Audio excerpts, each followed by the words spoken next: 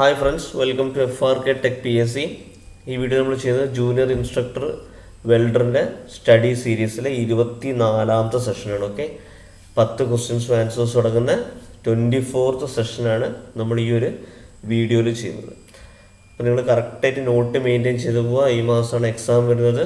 അപ്പോൾ വളരെ നല്ല രീതിയിൽ പഠിക്കുകയാണെങ്കിൽ നമുക്ക് ക്രാക്ക് ചെയ്യാവുന്ന ഒരു എക്സാമാണ്. ഇതിനോടകം തന്നെ നമുക്കിപ്പോൾ ഒരുപാട് സെഷൻസ് നമ്മൾ ഡിസ്കസ് ചെയ്തു, ക്വസ്റ്റ്യൻ പേപ്പർ ഡിസ്കസ് ചെയ്തു, ബൂസ്റ്റർ സെഷൻസ് 25 ക്വസ്റ്റ്യൻസ് അടക്കുന്ന വലിയ സെഷൻസൊക്കെ നമ്മൾ ഇതോടകം കഴിഞ്ഞിട്ടുണ്ട്. ഓക്കെ, അപ്പോൾ നിങ്ങൾ കറക്റ്റായിട്ട് നോട്ടൊന്ന് മെയിൻറ്റെയിൻ ചെയ്ത് പോവാം. അപ്പോൾ നമുക്ക് ഡയറക്റ്റായിട്ട് വീഡിയോയിലോട്ട് പോവാം. First question, which weld defect can be detected by using ultrasonic test. Ultrasonic ടെസ്റ്റിനെ പറ്റിയിട്ട് ഇതിൻ്റെ മുന്നേ പറഞ്ഞിട്ടുണ്ടല്ലേ. അതിൻ്റെ ഫിഗറൊക്കെ ഞാൻ ഇതിന് മുന്നേ ഷെയർ ചെയ്തിട്ടുണ്ട്. മുന്നത്തെ വീഡിയോസ് നിങ്ങൾ കണ്ടു കഴിഞ്ഞാൽ നിങ്ങൾക്ക് മനസ്സിലാവും. ഞാൻ 2-3 പ്രാവശ്യം ഞാൻ ഷെയർ ചെയ്തിട്ടുണ്ടെന്നാണ് എൻ്റെ ഒരു വിശ്വാസം. അൾട്രാസോണിക് ടെസ്റ്റ് എന്ന് പറഞ്ഞാൽ സൗണ്ട് ഉപയോഗിച്ചിട്ട് ചെയ്യുന്ന ഒരു നോൺ ഡിസ്ട്രക്റ്റീവ് ടെസ്റ്റാണ്. വെൽഡ് ഡിഫക്റ്റ് വേണ്ടിയിട്ടുള്ള ഒരു നോൺ ഡിസ്ട്രക്റ്റീവ് ടെസ്റ്റാണ്. അത് സൗണ്ട് അതിൻ്റെ എക്കോ വെച്ചിട്ടാണ് ഡിറ്റർമിൻ ചെയ്യുന്നത്. ഓക്കെ, അപ്പോൾ നിങ്ങൾക്ക് ആ ഫിഗർ ഓർമ്മയിലുണ്ടെങ്കിൽ നിങ്ങൾക്ക് മനസ്സിലാവില്ല. ഉള്ളിലൊരു ക്രാക്ക് ഉണ്ടെങ്കിൽ അതാണ് ഇത് ഡിറ്റക്ട് ചെയ്യുന്നത്, അൾട്രാസോണിക് ടെസ്റ്റ് ഡിറ്റക്ട് ചെയ്യുന്നത്. സോ ഉള്ളിലുള്ള ക്രാക്ക് എന്ന് പറഞ്ഞാൽ എന്താണ്? Internal defect. So answer is internal defect. Okay. അടുത്ത question, what aspect is similar in submerged arc welding and electroslag welding? Submerged arc വെൽഡിങ്ങിലും ഇലക്ട്രോസ്ലാഗ് വെൽഡിങ്ങിലും സിമിലർ ആയിട്ട് വരുന്നൊരു കാര്യം എന്താണ്? Both are arc welding process, both use shielding gas, both use granular flux which becomes molten, all of the above. ഇപ്പോൾ രണ്ടിലും common ആയിട്ട് വരുന്നത് പറഞ്ഞാൽ രണ്ടിലും ഗ്രാനുലർ ഫ്ലക്സ് യൂസ് ചെയ്യുന്നുണ്ട് അല്ലേ. നമ്മൾ പഠിച്ചാണ് ഗ്രാനുലർ ഫ്ലക്സ് യൂസ് ചെയ്യുന്നുണ്ട്, which becomes molten. Granular flux എന്ന് പറഞ്ഞാൽ പൊടിയായിട്ടുള്ള ഒരു ഫ്ലക്സ് അല്ലേ. ഇപ്പോൾ ഇലക്ട്രോസ്ലാഗ് വെൽഡിങ്ങിലാണെങ്കിലും അതുണ്ട്. ഇലക്ട്രോസ്ലാഗ് വെൽഡിങ് അതാണ് പിന്നെ സ്ലാഗായിട്ട് മാറിയിട്ട് അങ്ങനെയൊക്കെയാണ് അവിടെ വെൽഡിങ് നടക്കുന്നത്. അതാണ് ഇലക്ട്രോസ്ലാഗ് വെൽഡിങ് എന്ന് പറയുന്നത്. സബ്മേർജ്ഡ് ആർക്ക് വെൽഡിങ്ങിലാണെങ്കിൽ മുകളിലൊരു ഹോപ്പർ വഴി നമ്മൾ ഫ്ലക്സ് ഇങ്ങനെ വെതറിയിട്ട് അതിൻ്റെ ഉള്ളിലാണ് വെൽഡിങ് നടക്കുന്നത്. നമുക്ക് കാണാൻ കഴിയാത്തൊരു വെൽഡിങ്, അതാണ് സബ്മേർജ്ഡ് ആർക്ക് വെൽഡിങ്. ഇപ്പോൾ രണ്ടിലും ഗ്രാനുലർ ഫ്ലക്സ് യൂസ് ചെയ്യുന്നുണ്ട്. അടുത്തത്, the third compartment contained in the acetylene purifier is purifying chemicals, water purifier, pumice stone, filter wool. ഇത് വളരെ ഫ്രീക്വൻ്റ് ആയിട്ട് വരുന്ന ഒരു ചോദ്യം കേട്ടോ. അസെറ്റിലിൻ പ്യൂരിഫയറിൻ്റെ കമ്പാർട്ട്മെൻറ്റ്സ് ഏതൊക്കെയാണ്, അത് എത്രാമത്തെ കമ്പാർട്ട്മെൻ്റ് ആണെന്നൊക്കെ എപ്പോഴും ചോദിക്കാൻ ചാൻസ് ഉള്ളൊരു ക്വസ്റ്റ്യനാണ്. സോ നിങ്ങൾ ഇതിനു മുന്നേ ഞാൻ ഫിഗർ ഇട്ടിട്ടുണ്ട്, എന്നാലും ഒന്നും കൂടി ഞാൻ ഈ ഒരു വീഡിയോയിൽ ഞാൻ ഷെയർ ചെയ്യുകയാണ്. നിങ്ങൾ അഥവാ വരച്ചിട്ടില്ലെങ്കിൽ അത് മിസ്സായി പോകണ്ട. അപ്പോൾ അതിൻ്റെ ആൻസർ വരുന്നത് ഓപ്ഷൻ ഡി ആണ്, ഫിൽട്ടർ വൂളാണ്. അപ്പോൾ നമുക്ക് നോക്കി നോക്കാം. സോ തേർഡ് കമ്പാർട്ട്മെൻ്റ് ആണ് ഫിൽട്ടർ വൂൾ. അതെങ്ങനെ വരുന്നത് നോക്കാം. അപ്പോൾ ഇതാണ് അസെറ്റിലിൻ പ്യൂരിഫയർ. അസെറ്റിലിൻ പ്യൂരിഫയറിൻ്റെ അവസാനത്തെ കണ്ടോ തേർഡ് കമ്പാർട്ട്മെൻറ്റ്. ഇവിടെ മൗസ് കർസർ നോക്കിയാൽ മനസ്സിലാവും. തേർഡ് കമ്പാർട്ട്മെൻ്റ് ആണ് ഫിൽട്ടർ വൂൾ. രണ്ടാമത്തെ കമ്പാർട്ട്മെൻറ്റ് എന്ന് പറഞ്ഞാൽ പ്യൂരിഫൈങ് മെറ്റീരിയൽ. ആ പ്യൂരിഫൈങ് മെറ്റീരിയലാണ് മേജർ വോളിയം ഉണ്ടാവുക. ഓക്കെ, അതിലൂടെയാണ് നമുക്ക് അസെറ്റിലിൻ പ്യൂരിഫിക്കേഷൻ കറക്റ്റായിട്ട് വരുന്നത്. ഫസ്റ്റ് കമ്പാർട്ട്മെൻറ്റിലാണ് പ്യൂമൈ സ്റ്റോൺ ഉള്ളത്. ഓക്കെ, സോ അവസാനമാണ് അതിൻ്റെ ഈ ഫിൽട്ടർ വൂൾ കഴിഞ്ഞിട്ടാണ് ഔട്ട്ലെറ്റിൽ കൂടെയാണ് ബ്ലോ പൈപ്പിലേക്ക് പോകുന്നത് അസെറ്റിലിൻ. ഓക്കെ, ക്ലിയർ ആണല്ലോ. അഥവാ നിങ്ങൾ വരച്ചിട്ടില്ലെങ്കിൽ ഇത് ഫിഗർ ഒന്ന് വരച്ച് വെക്കുക. ഇതേപോലെ വരച്ച് വെച്ചിട്ടില്ലെങ്കിലും ജസ്റ്റ് ഈ ഒരു 3 കമ്പാർട്ട്മെൻ്റ് ആക്കിയിട്ടൊന്ന് വരയ്ക്കുക. ഓക്കെ, അടുത്ത question, what is a function of welding torch? Welding ടോർച്ചിൻ്റെ ഫംഗ്ഷൻ എന്താണ്? It controls fuel rate, it controls oxygen pressure, it sets the gas pressure, it mixes oxygen and fuel and controls delivery. ഇപ്പോൾ welding torch നമുക്കറിയില്ല. Welding ടോർച്ചിൻ്റെ മുന്നേ image ഞാൻ share ചെയ്തിട്ടുണ്ട്. അതിൽ എന്താ നടക്കുന്നത്?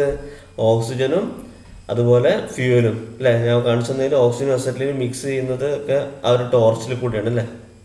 സോ അത് തന്നെയാണ് ഇതിൻ്റെ മേജർ ഫങ്ഷൻ.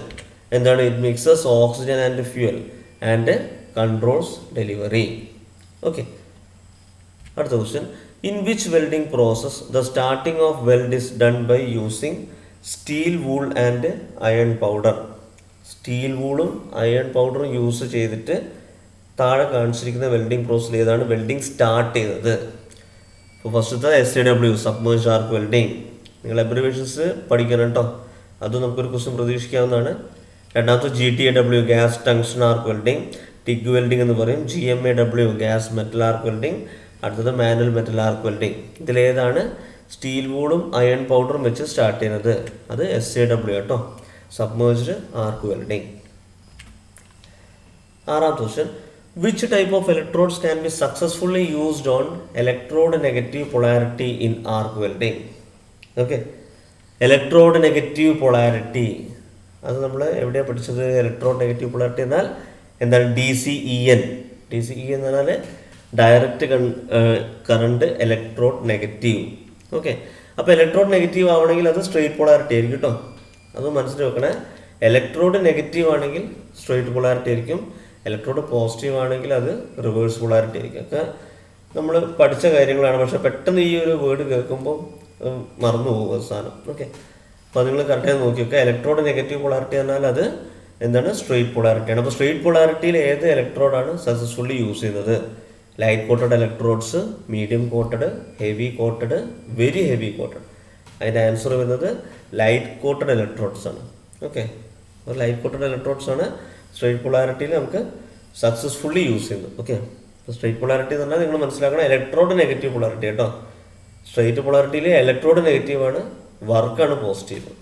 ഓക്കെ, അടുത്തത്, during resistance welding process pressure on the parts being welded is released. ഇപ്പോൾ റെസിസ്റ്റൻസ് വെൽഡിംഗ് പ്രോസസ്സിൽ നമ്മൾ പ്രഷർ യൂസ് ചെയ്യുന്നുണ്ട് അല്ലേ? ആ പ്രഷർ എപ്പോഴാണ് റിലീസ് ചെയ്യുന്നത്? അതാണ് ചോദ്യം.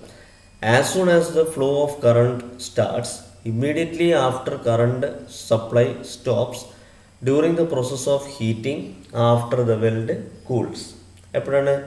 വെൽഡൊക്കെ കൂൾ ചെയ്തതിന് ശേഷമാണ് ഈ റെസിസ്റ്റൻസ് വെൽഡിങ്ങിൽ ആ പ്രഷർ ഒഴിവാക്കുന്നത്.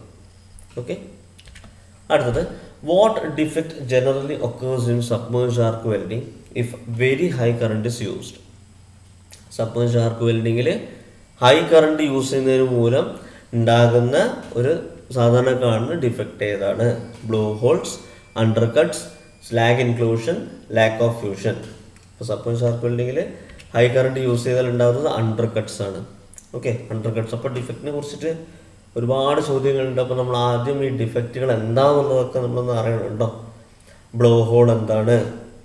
അണ്ടർ കട്ട്സ് എന്താണ്? സ്ലാഗ് ഇൻക്ലൂഷൻ എന്താണ്? ഇപ്പോൾ സ്ലാഗ് ഇൻക്ലൂഷൻ എന്ന് പറഞ്ഞാൽ എന്തെങ്കിലും ഫോറിൻ മെറ്റീരിയൽസോ അല്ലെങ്കിൽ സ്ലാഗ് ഉള്ളിൽ പെടുന്നത് സ്ലാഗ് ഇൻക്ലൂഷൻ. ബ്ലോ ഹോൾസ് ആണെങ്കിൽ എൻട്രാപ്ഡ് എയർ ആയിരിക്കും. അണ്ടർ കട്ട് എന്ന് പറഞ്ഞാൽ റൂട്ടിലുണ്ട്. അതൊക്കെ നമ്മൾ മുന്നേ ഡിസ്കസ് ചെയ്താണ്, എന്നാലും ജസ്റ്റ് ഒന്ന് പറഞ്ഞതേ ഉള്ളൂ. അപ്പോൾ ആ ഡിഫക്റ്റുകൾ നിങ്ങൾ കറക്റ്റായിട്ടൊന്ന് മനസ്സിലാക്കി വെക്കണം കേട്ടോ. അടുത്ത question, submerged arc welding is characterized by high welding current, smooth weld beads, deep penetration, all of the above. അതിൻ്റെ answer all of the above ആണ്. ഓക്കെ, ഇതിൻ്റെ മുന്നേ നമ്മളൊരു ക്വസ്റ്റ്യൻ ഡിസ്കസ് ചെയ്തു, സബ്മേർജ്ഡ് ആർക്ക് വെൽഡിങ്ങിൽ എന്താണ് ഡീപ്പ് പെനിട്രേഷൻ. അത് ഇതിൻ്റെ മുന്നേ ഒന്ന് പറഞ്ഞു കേട്ടോ. സബ്മേർജ്ഡ് ആർക്ക് വെൽഡിങ്ങിൽ ഡീപ്പ് പെനിട്രേഷൻ ഒരു മെയിൻ ക്യാരക്ടറിസ്റ്റിക് ആണ്. ബാക്കി ഇപ്പോൾ ഈ കാണിച്ചിരിക്കുന്നതൊക്കെ അതിൻ്റെ ഒരു ക്യാരക്ടറിസ്റ്റിക്സ് തന്നെയാണ്. ഹൈ വെൽഡിങ് കറണ്ടാണ്, സ്മൂത്ത് വെൽഡ് ബീഡ്സ് ആണ്, ഡീപ്പ് പെനിട്രേഷൻ ആണ്. അപ്പോൾ ഈ മൂന്നും അതിൽ പെട്ടതാണ്. Okay, and the last question, the stub end of an electrode should normally be not more than.